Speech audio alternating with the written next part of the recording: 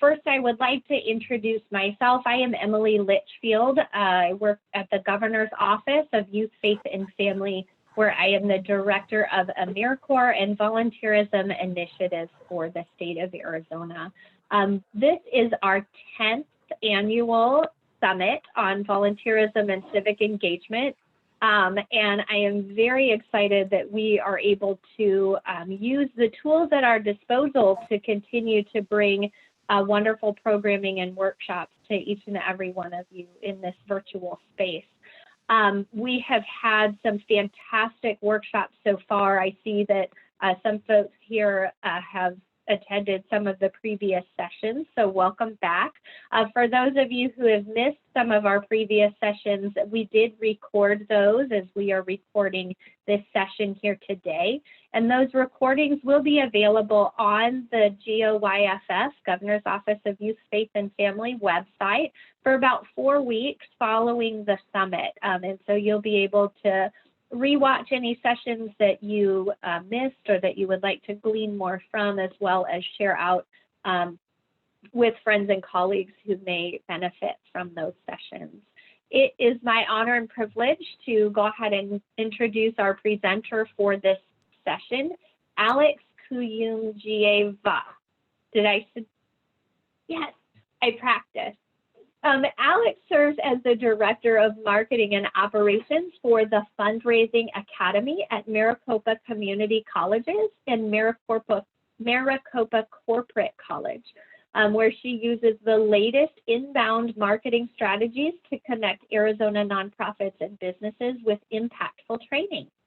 With a bachelor's in journalism and a master's in mass communication from the Walter Cronkite School of Journalism here at our own Arizona State University, she brings an array of experience in social media, public relations, and marketing. She also holds a certificate in nonprofit leadership and management from ASU and serves on the board for the Young Nonprofit Professionals Network, YNPN Phoenix. In her spare time, she enjoys spending time with her husband, her 8-month-old daughter, and their dogs, AKA their furry kids. I could definitely relate to that. I know a lot of you can. So welcome, Alex, and thank you so much for being with us today. I'll go ahead and turn it over to you. Great. Thank you, Emily, for the introduction and for getting my name right. I know it's a tough one. So give me 1 second and I'll go ahead and share my screen and we can get started.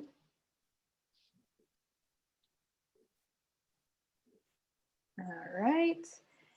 And let me just pull up the chat so I can see everyone here. Okay. All right. Great. All right, so we'll go ahead and get started. So as Emily said, we're going to be talking about why people donate their time today. And so as she said, I'm the Director of Marketing and Operations for the Fundraising Academy, which is formerly known as the Sanford Institute of Philanthropy. So if you've heard that, we're the same thing. We just changed our name to better align with what it is that we offer to the community, and that's fundraising training for nonprofit professionals. And I'm also on the board for YNPN Phoenix, as she mentioned. Before we get into the content, I am going to talk a little bit about the Fundraising Academy for those of you who haven't heard of us. So we help nonprofits significantly increase their fundraising capabilities and the impact that they have in their communities and society through proven contemporary curriculum presented by world-class nonprofit leaders, best-in-class faculty, and renowned philanthropists. And what that really means is that we have free monthly webinars on a variety of fundraising topics. We do presentations like this one for our community. And then we have some more in-depth fundraising programs, which are our Cause Selling Essentials and Cause Selling Accelerate programs, which are really designed for people who are new to the nonprofit sector or new to fundraising, and so that they can get those basic skills that they need to be successful and raise more money for their causes. So the Fundraising Academy, we're one of 16 affiliate partners across the country who provide this curriculum. And together we have engaged more than 550,000 people with our curriculum. And we've had 443 people graduate from our Cause Selling Accelerate and Cause Selling Essentials programs. And here's just a quick map so you can see the other affiliate partners throughout the US. So if you know anyone in any of these areas that is in the nonprofit sector and is looking for fundraising training, you can check these out. The Fundraising Academy was founded by National University in Southern California, and then we became an affiliate here at the Maricopa Community Colleges in 2017. So we've been around a while, and we are actually the only community college partner in the affiliate partner network. So we're really excited about that, and we feel like it's such a great fit to be able to serve our community in this way. So enough about us. Let's go ahead and get into the content that you all came here to see today. So what we're going to be going over is the psychology that plays into how supporters make decisions, whether it's to give their time or their money to an organization. We're going to consider the impact of the pandemic on volunteering, because of course we have to put this all in the context of today and where we are now. We're going to study the communication process and how it relates to your prospective volunteers. And we're going to recognize barriers to effective communication and how to overcome those barriers in order to have the greatest impact. So as I'm going through this, please feel free to put questions in the chat. I'm going to try to keep track of it, but Emily is also going to chime in and just let me know if there's any questions in there, if I'm missing any. So please feel free to put questions in the chat. And we're going to have some opportunities too where we're specifically going to have a conversation. There's nothing, I just sit there and wait a couple. So I'd like to start off with a poll question. So if Emily or Randy, if you wouldn't mind launching that poll, I'd like to know, have you volunteered in the last 12 months? And with that, you're going to have the options of yes, no, or no, but I did volunteer in the 12 months prior. Because I'd like to see if there's been people who typically volunteered, but because of the pandemic have not done so. That's great. We have a lot of people that have volunteered, a big majority. So I'm glad to see that you all have found ways to continue to volunteer throughout this time. Wow, about 70% have volunteered in the last year. This is great. I guess to be expected from a volunteerism conference, but still it's great to see. All right, I think we got most everybody. Yep, awesome. Thanks for sharing those results. So a lot of people that volunteered, or a lot of people that volunteered in the year prior, but maybe their current situation didn't allow them to volunteer this year, which is totally to be expected. All right. So we've talked about our, we've figured out where we all are in terms of our own volunteering. And so we really want to dive into, why do people give their time? What makes them decide to do that? So I'd like for you to put in the chat, we'll start with that first question. Why do people give their time? And feel free to just put your thoughts in there. It could be why you personally do, or things you hear from your volunteers. To give back, to make a difference, passionate about the mission of the organization, passion for a cause, helping others, supporting a cause, purpose. Everyone needs to do their part, sense of purpose. Okay, so yeah, a lot of purpose, helping others, giving back, filling a need, put their time to a positive use. Yeah, these are all great reasons. So now I'd like to ask the second question. What do you think is the number one reason that someone decides to volunteer with a nonprofit? If you had to choose one, if you want to put that in the chat as well, because they were asked, purpose, help others, giving back, feel like contributing, passion. Yeah, so these are all great answers, but I do want to go back to, let's see who it was. Angela Lopez. Yes, exactly, because they were asked. That is the number one reason why someone decides to support a a nonprofit, whether it's financially or with their time, is because they were asked. So either they were asked by someone who works for that organization, or maybe they were asked, on social media, there was a call out for volunteers, or maybe their friend was going to volunteer and said, hey, I'm going to do this. Do you want to come with me? That's ultimately what it comes down to. And so the reason that they say yes, now that can vary. That can be because of those other things that people were mentioning. They want to help others. They want to give back. But ultimately it comes down to, because they were asked. And so later we're going to get into how you create those opportunities to ask and where you can create those opportunities.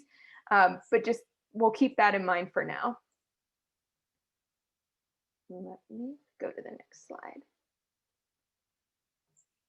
So I'd like to first go into the psychology that goes around that. That was one of the objectives that we talked about.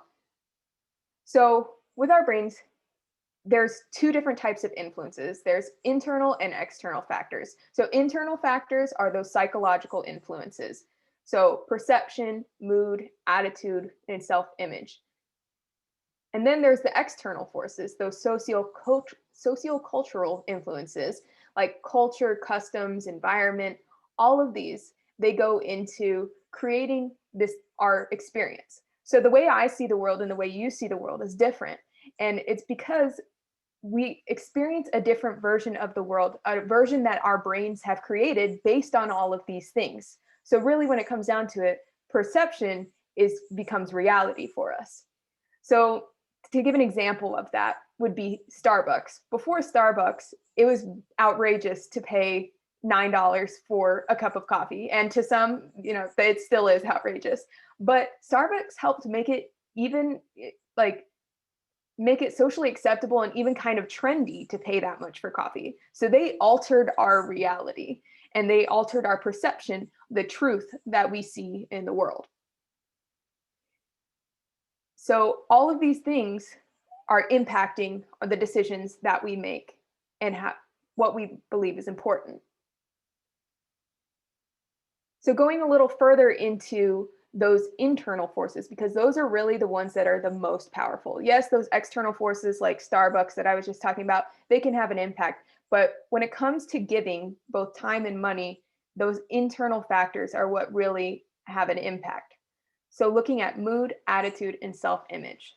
So mood is the current mood of the individual, the community, or even the country, and that can play a role in their perception.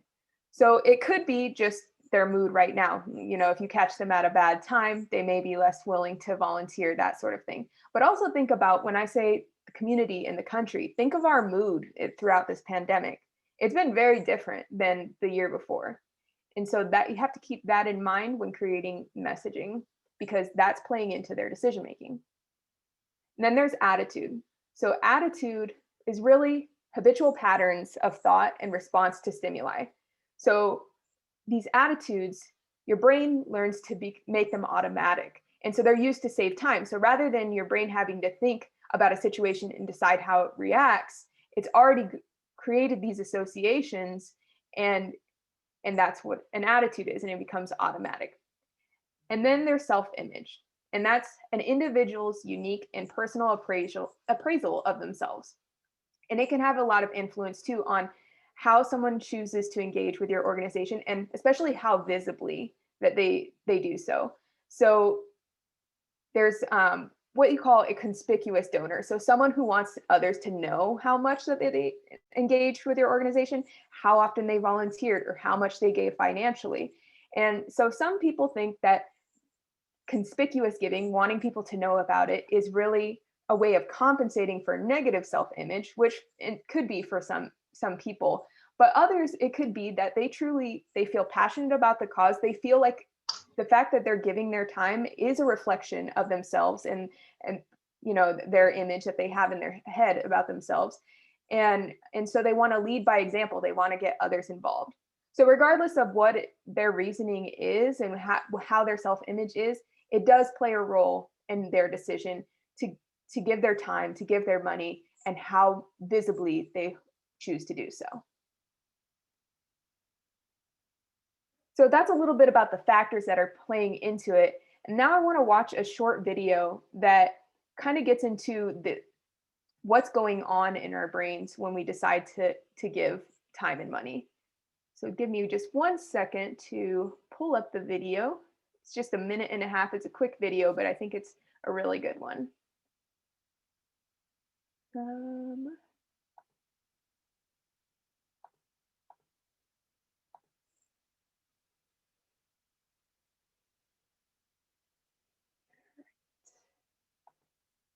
Alrighty. Make this a little, oops.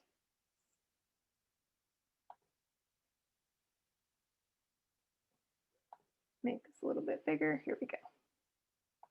Winston Churchill said, "We make a living by what we get, but we make a life by what we give." Little did Churchill know that there's actually scientific evidence to prove that by giving, we do in fact increase the quality of our life. That's right, giving to others in fact gives the human race back the one commodity that we're in constant pursuit of: happiness.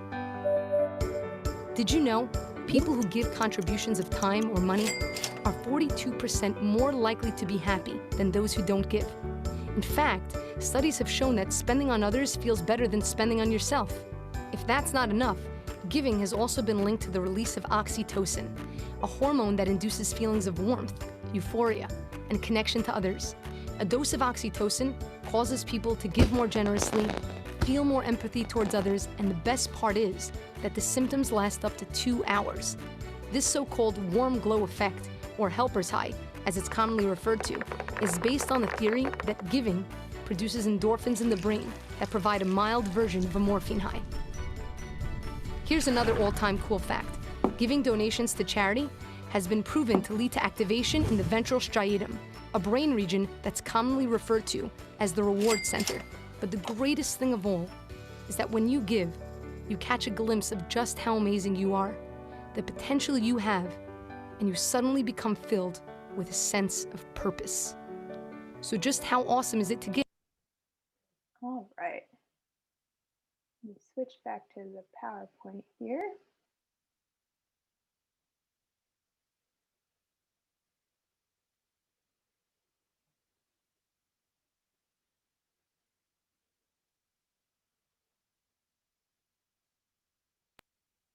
Okay.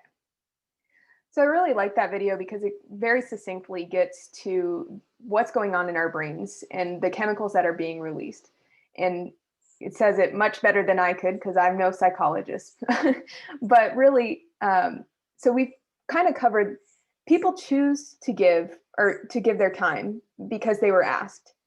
And they say yes when someone asks them because of all these different internal and external factors.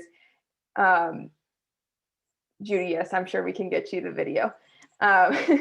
So we say yes because of all those internal and external factors, then all of our experiences that we've had.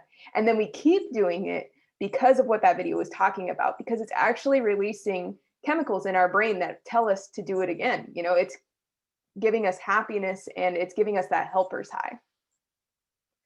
So that's a little bit about the psychology behind it. And so now I'd like to go into talking about, has volunteering changed in the last year? So putting it in the context of today. So you're welcome to chime in the chat on this question if you'd like. You think volunteering has changed in the last year?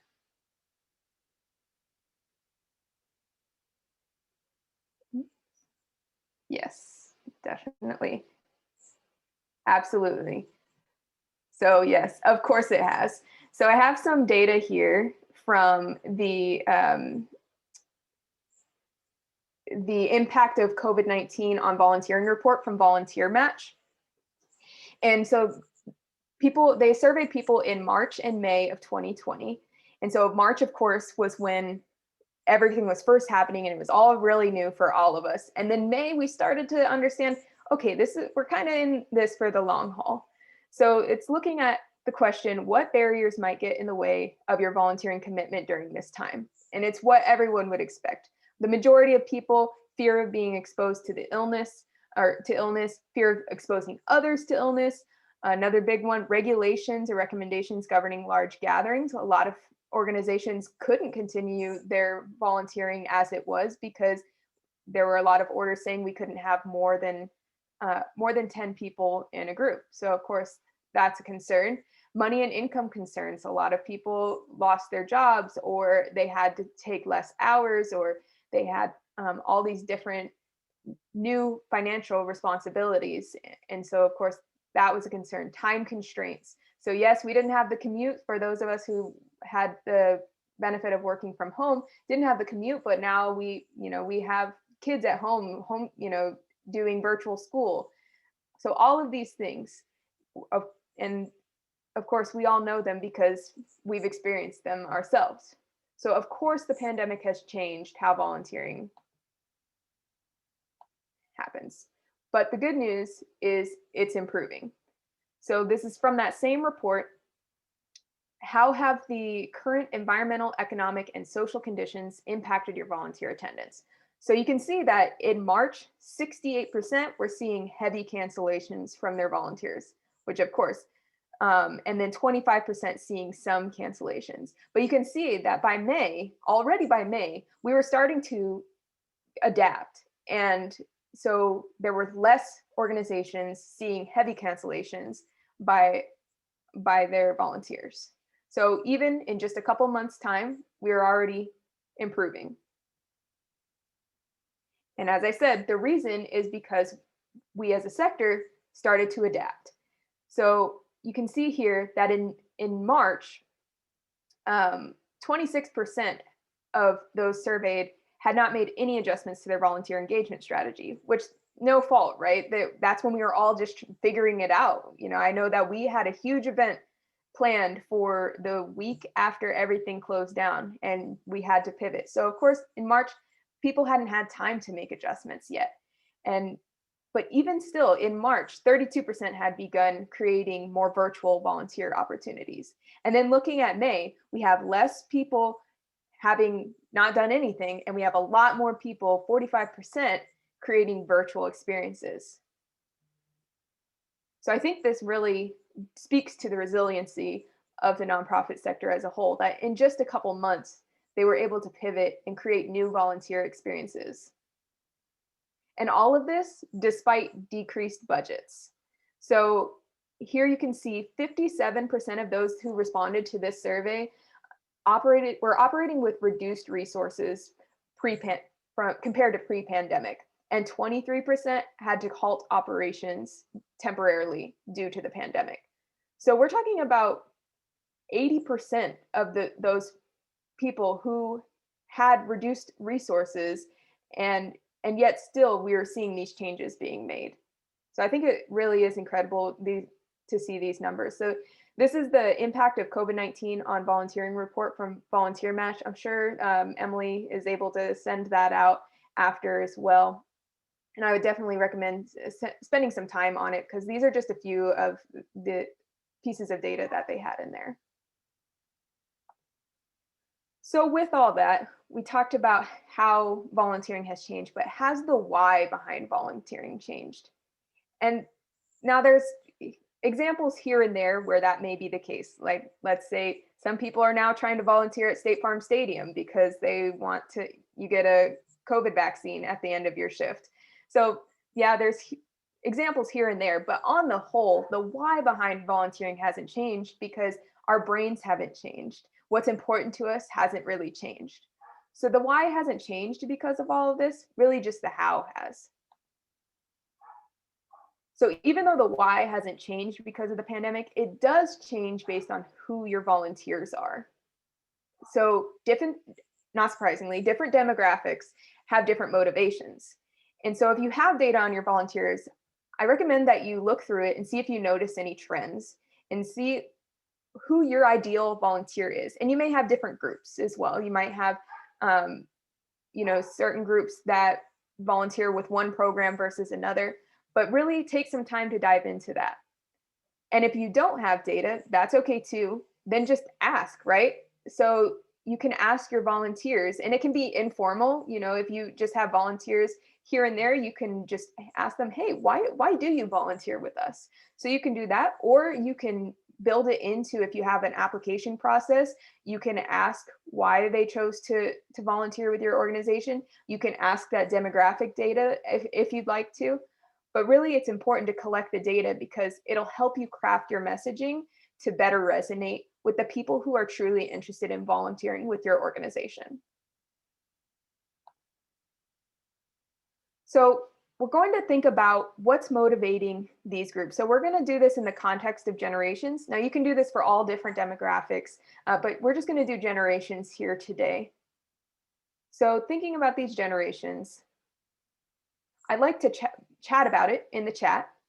And so that graphic that I just showed, it didn't actually have traditionalists on it, but I don't want to leave them out. So I'd like to start with traditionalists. So these are people born between 1901 and 1945. And so they're 75 or older at this time. So I'd like for you in the chat to put some things in there, some reasons why people in this generation would choose to volunteer. And when you're doing this, I want you to think about, we're going to have a baseline assumption that people volunteer because they feel a connection to the cause, because they want to give back, some of those things that we talked about earlier. Let's assume that that's a baseline for all the generations, because it pretty much is. So when you're putting these ideas in the chat, think about what is specific to this group, or maybe one or two of these groups, what is their reason for volunteering. So if you'd like to go ahead and put some ideas for the traditionalists. All right, they're coming in quick. To get out of the house and be with other people, to stay active, connection to community and value, faith, loneliness, connection, gives them something to do, socialize, keep active, retired, have more time to give back, being able to be involved in activities that may not have been available when they were younger, more family oriented, time availability. Great. Yeah. So we're getting to a lot of the same kinds of things. So they have the ability, they have the time, they want to stay active, they might be lonely and want to just to be around people, need to feel fulfilled. Yeah, that's a great one. And a lot of times wanting to build a legacy, right? So as they're getting to that age, they're thinking about, what do they want to be remembered by? And so that could be a motivation as well. And with this group too, thinking about what was going on during their childhoods and when they were young adults, right? There was the world wars, there was the Great Depression, there was a lot of things going on. And so this group has a really strong sense of satisfaction for a job well done. And so they might be wanting to volunteer in order to help your organization just get the job done. All right, so now let's go ahead and go to baby boomers. So baby boomers born between 1946 and 1964, that makes them between approximately 57 to 75 years old. What are some unique reasons that baby boomers would be interested in volunteering with your organization? And that there might be some overlap with some of the things we said about traditionalists, and that's fine. Bored. Stay active, give back, help other seniors, need to share knowledge and expertise. That's a great one. Stay active once retired, sense of purpose, ability to give more. That's exactly the case, both, with time and money. A lot of times people who have since retired have built enough wealth to be able to give financially when maybe they couldn't earlier. Being a leader in the community, that's a great one. Stay competitive. Yeah, these are all really great answers.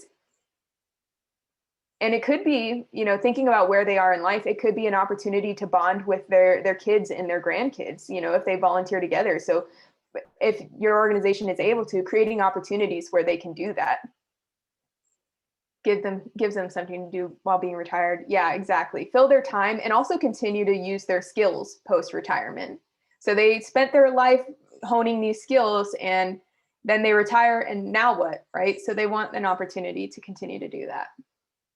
These are all great answers. All right, let's go ahead and go to Gen X. So 1965 to 1980, these people are around 40 to 56 years old. What are some unique reasons that they would be volunteering? Thinking about where they are in life. Engage with their kids, for their kids. Do they volunteer? Yes, they do. Actually, at one of the higher rates compared to other generations. Learn new skills. Want to be part of the change within their community, teaching their kids. Lonely at home with kids grown. Gym without a membership. Good one. Be good examples for their kids. Learn the value of service. Empty nesters. Yeah, these are all great answers, and a lot of the things that you guys are nailing it. What I was going to talk about too, an opportunity to bond with their kids, to teach their kids. They might be looking for board service opportunities to increase their professional visibility. That could be depending on where they are in their career, and using, again, kind of like with the baby boomers, using those skills that they've been working to hone and using them in a new capacity. So all great answers. Now we'll move on to millennials. So 1981 to 1996, about 25 to 40 years old. What do you all think are some reasons that millennials are looking to volunteer? Learn new skills, build new skills. Yes, lots about skills, explore career options, make a difference in the world, care about social justice. Yeah, that's an awesome one. And I think one that's pretty common both between the millennials and the Gen Z that come after them.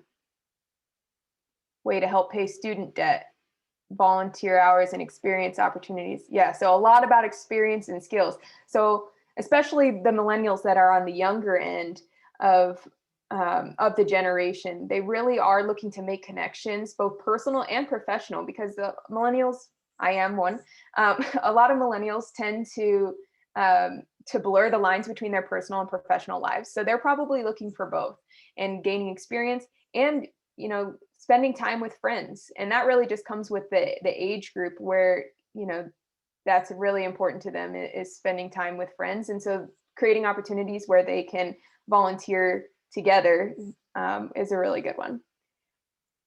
Want to improve their own communities. Yeah, that's a great one, Victoria. All right, so last, we'll end on Gen Z. So 1996 to 2012, they are 9 to 24 years old. And so there's a lot still to be learned about this generation, but let's see what we have so far. Required for high school, college courses, school requirements. Yes, resume to be competitive for college. Yes, think like scholarships, right? They're always looking for volunteer experience. Changing political, socioeconomic climates. Parents made them do it. Yes, that too. Volunteering with grandparents. Yeah, that's a great one. Family connections. Yeah, volunteer with family, especially on the younger end. Yeah, these are all really great. So yeah, there's a lot to be learned about Gen Z as they start to grow up, but I think you all are really in tune with what it is that they're looking for and their reasons that they're volunteering. So I want you all to keep those things in mind, because a little bit later, we're going to talk about tailoring messaging. And so we want to keep all of these things in mind and how we can incorporate that into our messaging. So we know why, for the most part, right? We covered a lot of different things, and I hope you all took some notes on some of the great answers that your fellow attendees have shared, because it's really, really helpful information. So we know why. Now what? Now we have to get the message in front of them. So they have to be asked, right? So we have to create that opportunity to ask them. And with that, we need top of mind awareness, or TOMA. So we want them to, whenever they're thinking, hey, I need to volunteer. So talking about Gen Z, hey, I really need some credits, or I need some volunteer experience for my college applications. We need to make sure that your organization is the one that comes to mind. You want to be the one that is their favorite organization, and so that they can be consistently volunteering with you. And with that, So we need to get the message in front of them, and then we also need to back it up with a great experience. So you don't want to leave them with a bad experience, such as maybe they attended an event where they volunteered and they said, oh, I volunteered last year, but it didn't really seem like they needed me. Maybe there were too many volunteers or something, and they just ended up standing around. So I'm not going to volunteer again this year. So we don't want that to happen. So we want to get in front of them, be top of mind, and then follow it up with a great experience so that we keep being their favorite place to volunteer.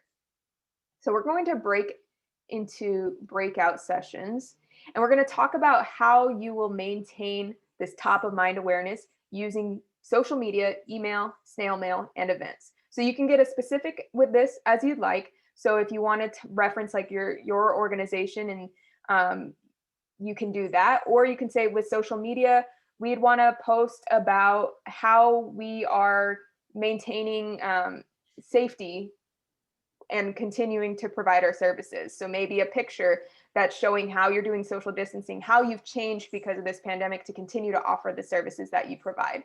So that's just an example. So there's going to be 8 breakout rooms. So groups 1 and 5 are going to talk about social media, 2 and 6 email, 3 and 7 snail mail, 4 and 8 events. So when you break into breakout sessions, please assign somebody to be a scribe. So they'll take notes for your group, and then they will also report out when we return. So we're going to go ahead and break out for 5 minutes, talk through some ideas, and then when we come back, we'll have you throw out a couple of the ideas that you talked about. So we can go ahead and break out now. Thank you. So each topic has 2 rooms. The numbering is a little bit off from the slide, but there's 2 for social media, 2 email, 2 snail mail, 2 events. So folks should be able to choose the one based on the topic they want. So we will open the rooms now. All right. So let's go ahead and start with social media group 1. If the scribe from that group could just either unmute or put in the chat, let's say two ideas that you all talked about. Just for the sake of time, let's do 2. So group 1, social media.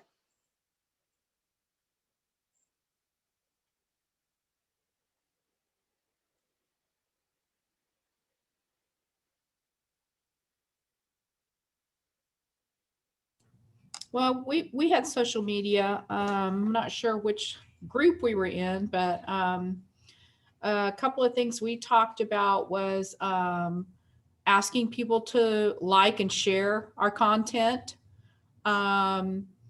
We talked about how that led to bringing others on board. People hearing something from a trusted person is 10 times more effective than paid advertising. So it kind of builds your volunteer base. What else did we talk about? Being careful of how you share content with the social distancing, making sure you're 6 feet apart, things like that. And if anybody from my group wants to chime in, go for it. Thank you, Veronica. Anyone else from her group want to chime in? A couple of comments were put into the chat area about what we discussed. But we're looking at, finding, also another thing to do is find bulletin boards and groups that focus on the targeted audience we're working with. That really helps as well. And then sharing that message in those areas, in addition to things like groups and bulletin boards and things such as that. Yeah, that's a great point. We're going to get a little bit into social media demographics towards the end of this presentation. So yeah, that's a great point. I think also social media allows us to be a little bit more proactive than reactive. Yes. Good point, Michelle. So the second social media group, did you all share, or was that all from the same group? Was that all from Veronica's? I think that was all social media group 1. Okay. I was in a group with Annie, Emma, Kathy, Carolyn, Tori, Shaylin, Stephen, Epiphany, Nicole, Joy, and Rosa. So a lot of what was shared with the group 1 social media, it's very similar, but we talked about how social media gives you an opportunity to communicate the work visually. And so maybe you're showcasing, how you're making your work safe for volunteers and giving them a visual representation of maybe how the volunteering opportunity has changed. Being really current with the social media platforms you're using. So I know TikTok is really big with younger kids, and so maybe that's an opportunity for you to take advantage of that platform if you're targeting that demographic. And someone had mentioned, maybe that's a volunteer opportunity. If your organization's unfamiliar with TikTok, maybe you're finding someone who is very comfortable and bringing them in and to kind of manage that social media platform on behalf of your organization. That's an excellent idea. Yeah. My cat thinks so too. Good, yes. We talked about, using the video, like live streaming, in lieu of just being photograph heavy on your social media platforms.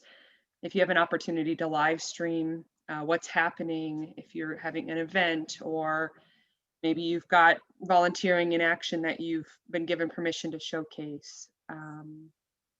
And then I think one of the last things was if you're using other media platforms like PSAs or the radio and you have guest speakers, making sure that your social media is connecting those two dots, because it's kind of perhaps two different demographics. And so kind of connecting that work that you're doing on your social media platform.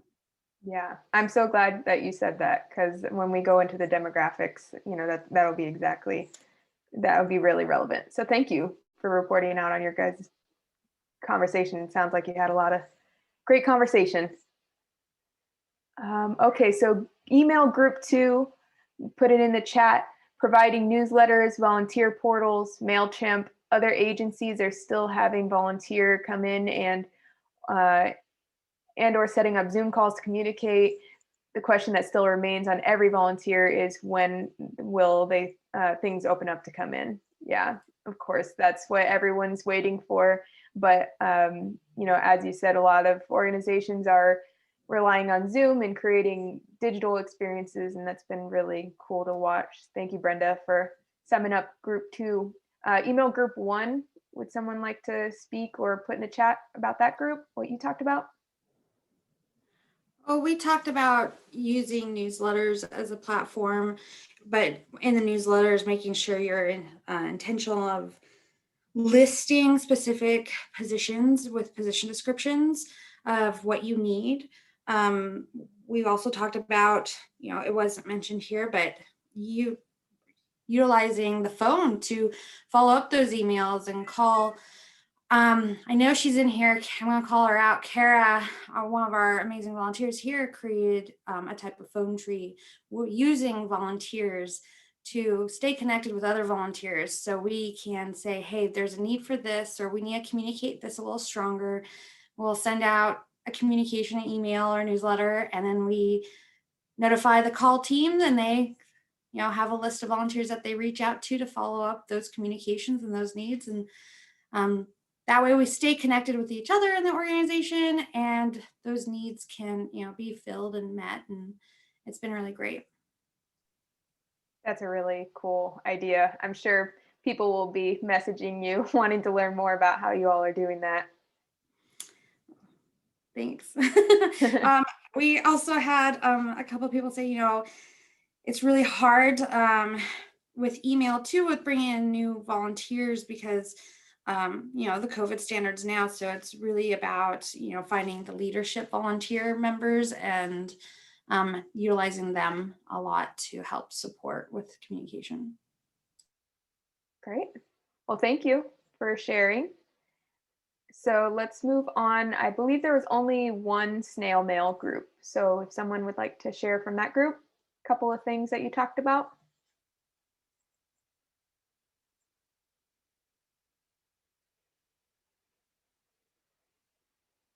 You're welcome to put it in the chat or unmute.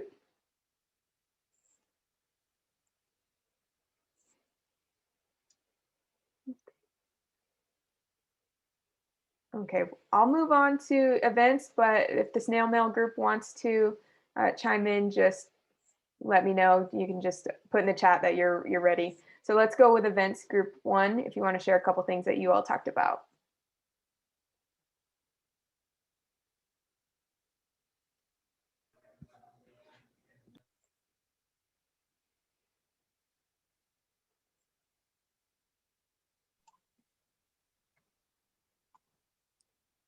Events group 1, anybody?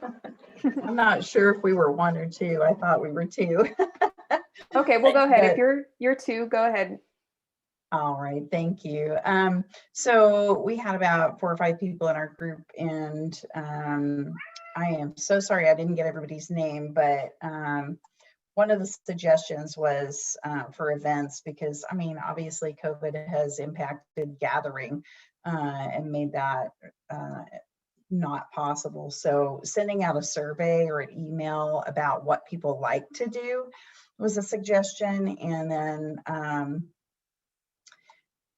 we talked about events in a virtual platform that were done during COVID and had mixed success. I think some people, depending on the age and interests of their volunteers, had a good response, and others had not a good response. So I can say for Arizona Museum of Natural History, a lot of our volunteers of all different ages were engaged in virtual online enrichment opportunities. We brought in speakers,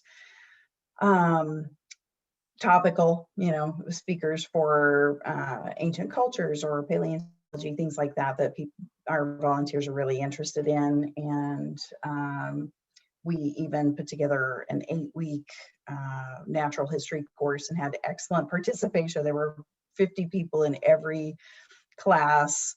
It's a 2-hour class twice a week for 8 weeks, and it was very well received. But we had speakers from all over the United States talking about science, everything from the formation of the universe to ancient cultures and the Ice Age and stuff like that. So it was really, again, mixed success. And then I've heard of other organizations that did things like book club or poker night and things like that to engage their volunteers, but we haven't tried that. That's awesome. That's really great to hear you had such success with it. And yeah, it really is hit or miss, it seems like. And one thing with virtual events, is people sign up, especially if they're free, people sign up and then, life happens and they may not show up. So expecting that attrition is important with events. But it sounds like your group talked about a lot of cool ways to continue to engage people in a virtual space. Yep. Thanks for sharing. So I just want to let email or events group 1 or snail mail if anyone wanted to chime in from those groups before we move on. Yes, I think we got confused about which group was which when it comes to the events. No worries. So we talked about how some of our organizations have done had in-person events or are getting towards in-person events that were very small, and we really highlighted with those volunteers the safety precautions and how COVID had changed everything, but how they were able to be safe. And then as for virtual events for volunteers, and also for volunteers in terms of like appreciation, those were really successful when we were able to engage with games and we provided a decent explanation of how the whole process would work. And similar to our online events, whether, the events that our organizations do, as long as we provided an in-depth explanation via email, especially to volunteers we've worked with before, it tended to be pretty successful. That's a great point for everyone to take away, I think, is letting people know, because I think especially people who aren't as familiar with Zoom or virtual platforms, it can kind of give a little bit of anxiety, right? And that they might not sign up purely because of that, because they don't know how it's going to work. So I'm really glad that you brought that point up. In fact, last year I had my baby shower virtually, and I know my family, especially the older people, my grandparents and everything, at first they were like, oh, I don't know if I can do that, but I made it super easy, laid it all out how it would work. I even set up times where I could test Zoom with them so they could see how it worked, because for a lot of them, it was their first time ever using it. And then, it went really well the day of, and just because I provided that support, like it sounds like you all were talking about with your events too. So I'm so glad you brought that up. Well, thank you everyone for sharing. I feel like we generated a really good list of ideas, and I hope you're able to take away some of those ideas and bring them back to your organization. I feel like it's always some of the most impactful parts of presentations like this are hearing from other people and hearing what other people are doing. So I'm so glad that we had the time to do that. So now I'm going to move on to the communication model. And so all of this, maintaining this top of mind awareness, it really relies on good communication. And so for this discussion, we're going to define communication as both verbal and nonverbal passing of information between you, the sender, and your prospective supporter, whether that's a donor or a volunteer. And really the goal is to make sure that you understand the same thing and that both people end up feeling heard. They leave the conversation feeling heard. So the mental process of communication. So there is the encoding of the message itself, and decoding the message. So encoding the message is when you put your ideas into a format. So depending on if we're talking about social media or if we're just face-to-face, it could be words, visuals, pictures, that kind of thing, putting those together in a way that will resonate with the volunteer. So you want to base it on a thorough knowledge of the volunteer's motivation. So all those things that we were talking about, we want to keep that in mind when we're encoding this message, when we're crafting this message to send to the prospective volunteer. And again, no matter what the platform is, whether it's face-to-face, social media, email, this process is the same for all of them. And really, we're looking to influence the attitudes and the behavior of the volunteer. And then there's the message. So the message itself, it's made up of, words, pictures, numbers, sounds, smell, body movement, all of these things. And really, like, no matter what the platform is, we have to remember that a lot of how we perceive communication is based on visual. So the words, when speaking in person and, or even like this, face to face, verbally, our words convey just 7% of the message. And then our tone of voice and our nonverbal cues, our body language, that all has a much bigger role on what people understand and what people take away. And so that makes things like social media and email really hard because then we're missing that. And so that's why video and some of the ideas that people shared, live streaming, those kinds of things can be really helpful because it gets to more how we communicate as people. And then lastly is decoding the message. So this is the process by which your supporters figure out the meaning of your message. And most of the time this happens automatically. They're not even thinking about it. But this is where either the message is understood or it's not. And so you have to make sure when you're crafting it that you're getting to their motivations, you're using words that they understand so that they walk away with the same information that you were trying to convey to them. Now, with communication, there's a lot of common barriers. There's a lot out there, but we're just going to focus on these few. So choice of words. You want to make sure you're not using jargon, especially if your organization deals with something that's very specific. It can be easy to use words that you use every day in your organization, but maybe aren't as familiar to other people. So making sure you use words that they can understand and that they know the meaning of, and also you're not assuming that they know too much or that they know too little. So that's going back to knowing who your volunteers are. Yeah, don't use acronyms. That's a great point. You want to assume that they don't know what that acronym is. Some other barriers, visual distractions. So in person, that could be something like the room temperature or something like that. In this kind of setting, my cat meowing, dogs barking, cell phones going off, those can all be some distractions in the environment. Then there's overcomplication. Sometimes we're so excited about what we do. We're so passionate. We want everybody to know. And so then information overload. We give them all the information they could ever possibly need, and they walk away not really knowing what the whole point was. So making sure to give the information that they need and that will convey the message. Then there is bad listening habits. So this could be yours or theirs. Hopefully it's not yours, but if it is, just take some time to work on that and become a better listener, because these can really lead to some misunderstandings. And then timing. So timing, what I mean by that is, as it says there, if they're having a bad day, that's out of your control. But what is in your control is that you can reschedule.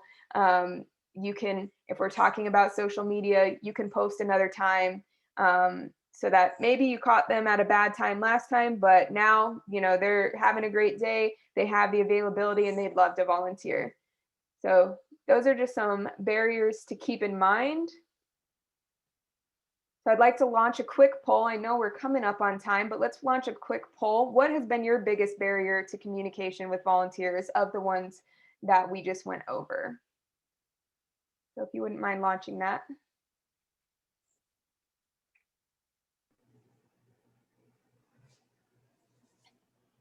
And if there's another one, you're free to share it in the chat as well.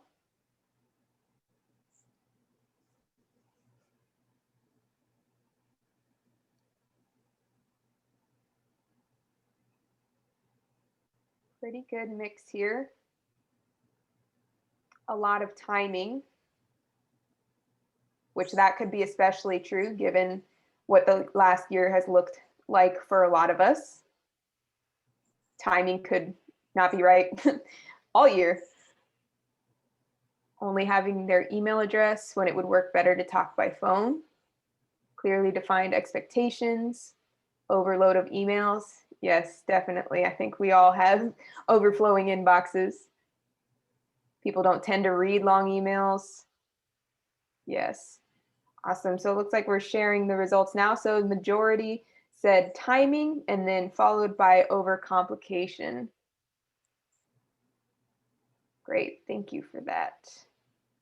Go ahead and stop sharing. So those are just things to keep in mind as you're crafting your messaging. And the other thing is to keep in mind your volunteers' communication preference. Or preferences. So thinking back to those generations that we talked about earlier, how baby boomers like to communicate is very different than millennials or Gen Z, for example. So someone was mentioning how phone would probably be the best way to connect with their volunteers, but they only have emails. So that's probably especially true for baby boomers. For millennials and Gen Z, you probably won't catch them on the phone. I know for me, you probably won't catch me on the phone.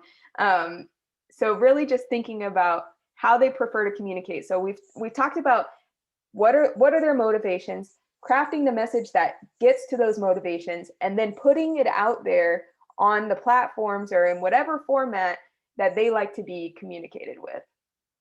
So again, I'm going to focus on social media. As I said, with generations, looking at generations, there's lots of different ways we could talk about this, but for now, we're just going to talk about social media. So I have some screenshots here from Sprout Social. They have a bunch of demographics for social media platforms.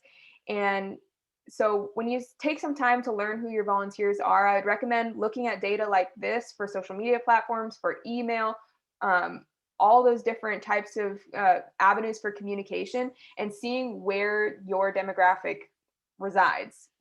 So you can see that with Facebook, it tends to skew a little bit more towards the middle age. So millennials and Gen X and a little bit into baby boomers, that you're most likely to find them on that platform. Whereas Instagram is much younger. So the majority of Gen Z is going to be on that platform. A lot of millennials are going to be there too.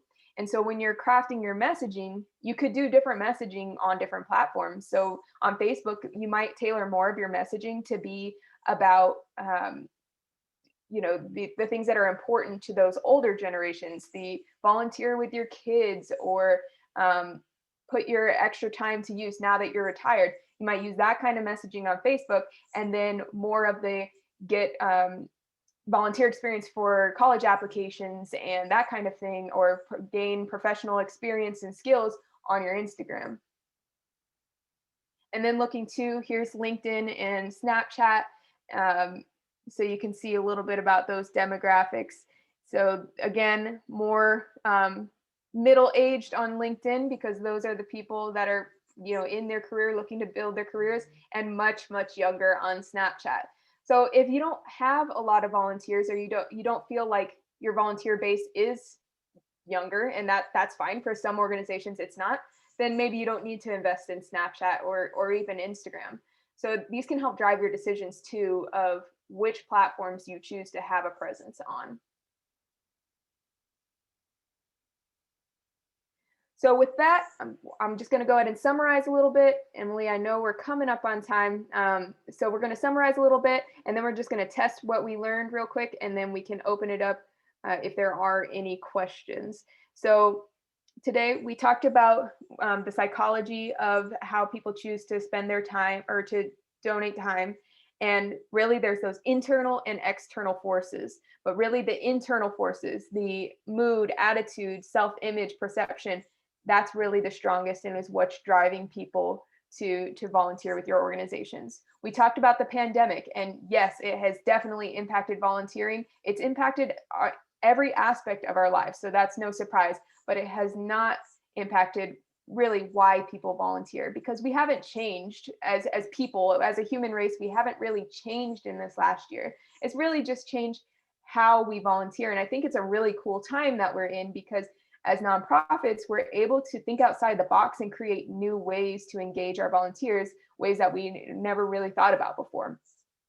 We also talked about TOMA, so getting top of mind awareness. We talked about how we make sure that we stay in front of people so that when they think, hey, I want to volunteer this month, they think of your organization.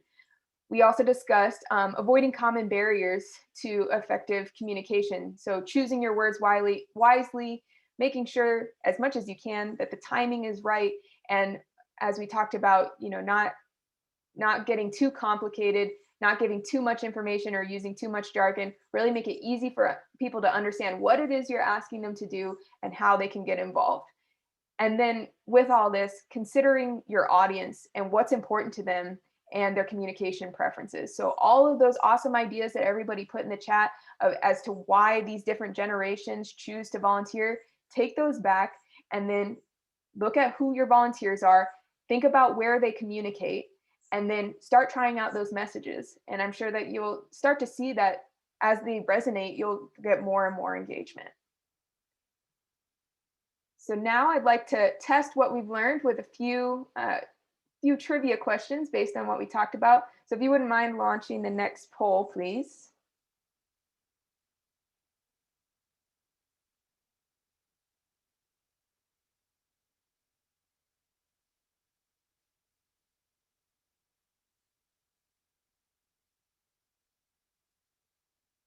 All right, so the first one is the number one reason people donate their time is because they were asked. True or false on that one?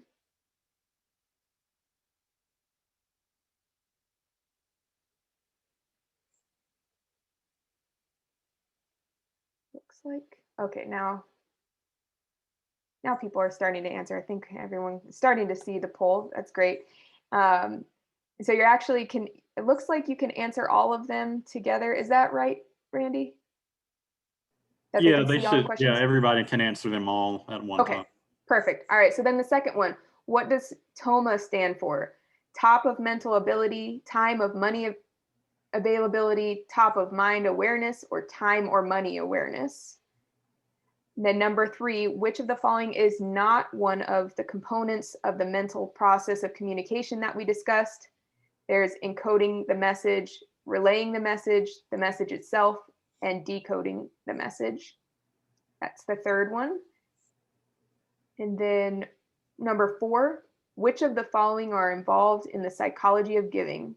Mood, attitude, self-image, or all of the above? And then number 5, the pandemic has changed why people donate their time. True or false? So we'll give a little bit longer to give some people time to answer. Looks like we have a little over half who have responded so far.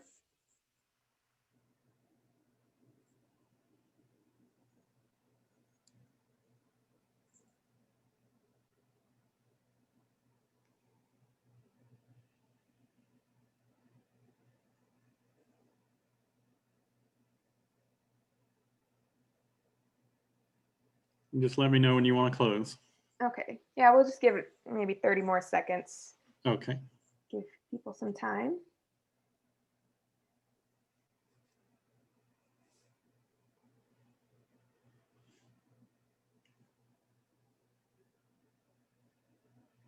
Okay, I think we can close it. Awesome, thank you. All right, so then number one, the number one reason people donate their time is because they were asked. Yes, most of you got that right. Yeah, is true. The most likely reason is because they were asked. What does TOMA stand for? Again, most of you got it right. I'm glad to see that. Top of mind awareness.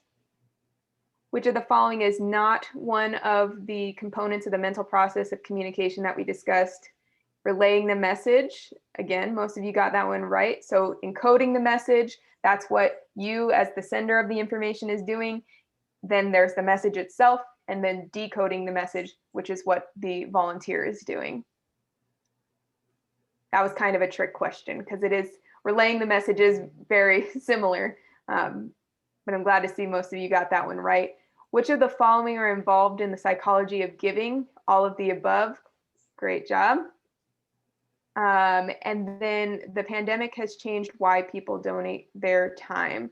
And majority of you got that one as well. False. So they're like, as we talked about, there may be a reason here or there. Maybe they're trying to get the vaccine, so they want to volunteer at State Farm Stadium. But on the whole, the reason, the psychology behind why people are giving their time is the same.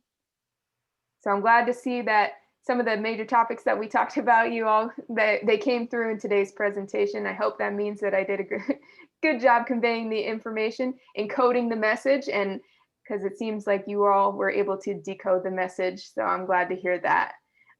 With that, I'd like to open it up for any questions. You're welcome to unmute or put it in the chat. I think we have just a couple minutes, so we probably have one or two questions we could do, and then we got to turn it back over to Emily to close us out.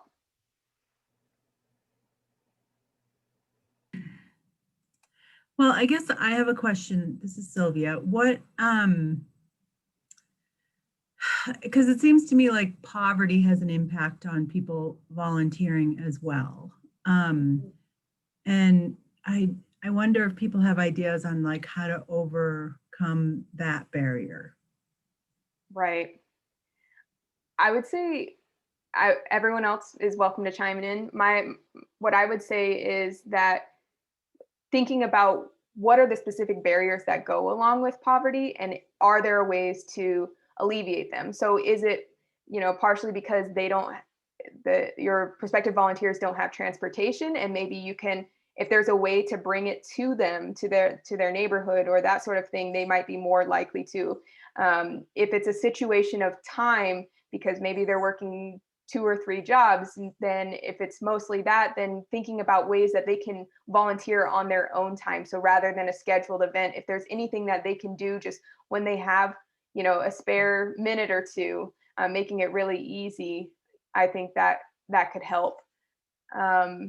Jamie said, my programs offer stipends to seniors who are in poverty. It helps in their situations. That's great. Does anyone else have any thoughts on that? Any ideas? I liked what you said about transportation, because that's something as an organization we have offered out. Any way to alleviate barriers is really helpful, but I think also the understanding that they're probably not going to be able to join your program as an active volunteer due to barriers. So providing episodic opportunities for people is really critical in order to engage a wider audience. Yeah, great point. Thank you, Max. I would like to add that with the thing of virtual service coming into play, there are opportunities for them too. And if they don't have internet, they could also go to the library or whatever and access the internet services there to provide that service that they can do virtually. Yeah, great point, Jamie.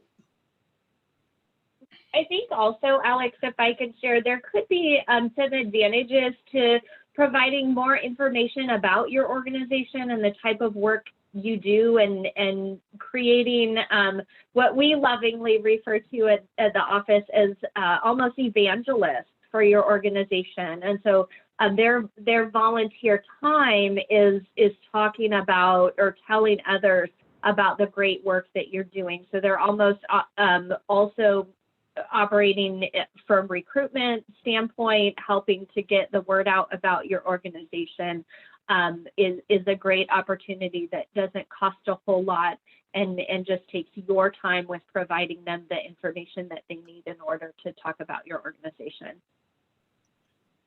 Great point. Thank you, Emily. All right, I think maybe one more question. If anyone has any questions?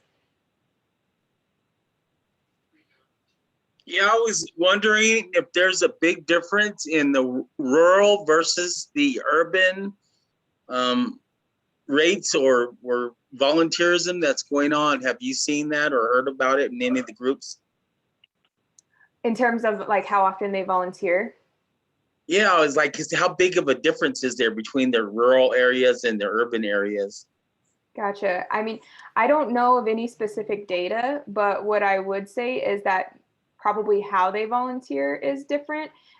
So of course, here in Maricopa County, we have so many nonprofits and there's so many opportunities, whereas in more rural areas, there isn't as many organizations. So, I mean, now that we have these virtual opportunities, I think more people can engage that way. But I would guess, and this is just an educated guess, and no data to back me up on this, but that in the rural areas, it's more volunteering, maybe at their church or helping out their neighbors and that kind of thing, and more of that informal volunteering.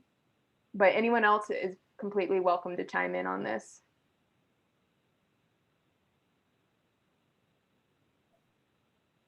Yeah.